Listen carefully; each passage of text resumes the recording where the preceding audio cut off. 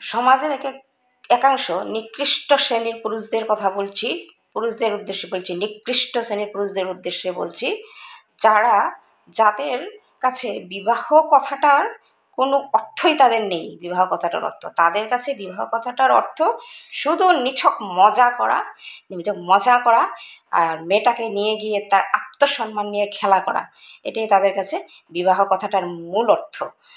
মেয়েটির আত্মসম্মান নিয়ে মেয়েটিকে সাথে যা তা ব্যবহার করা, যা তা খেলা করা। আর কিছু সংখ্যক মাতৃভক্ত পুরুষ আছে, এই ধরনের মাতৃভক্ত পুরুষরা বিয়ে করে কেন? মাতৃর আঁচলে বসে থাকতে পারে না? বা যখন একটা মেয়েকে নিজের পছন্দে বা আনা হয়, তারপরে মেয়েটিকে নিয়ে অসম্মান করার কে অধিকার দিয়েছে?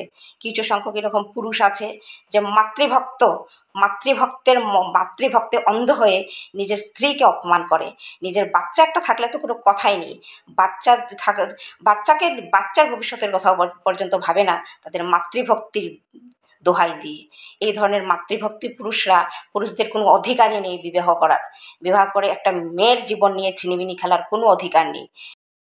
বদমাশ শ্রেণীর নিকৃষ্ট মানসিকতার মাতৃভক্তি পুরুষদের উদ্দেশ্য হচ্ছে, তাদের মূল কথা হচ্ছে, তাদের মাতৃ যতই যা ভুল দুষ্টুরি থাকুক না কেন, সেই মাতৃর সম্মান করতে হবে। একটা মেয়েকে সম্মান করতে হবে, যতই দোষ থাকুক তাকে সম্মান করতে হবে। বউ কোনো কিছু মুখ খুলতে পারবে না। আর বউর বাড়ির মানুষরা যত ভালো হোক যাই হোক, সেই ধরনের পুরুষ সম্মান করবে না।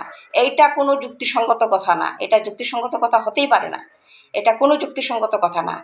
একপক্ষীয় সম্মান হয়নি, হবে না। জবরদস্তি সম্মান খাটানো যায় না, হবে না। তো এই ধরনের নিকৃষ্ট মানসিকতার পুরুষদের ধিক্কার জানাই।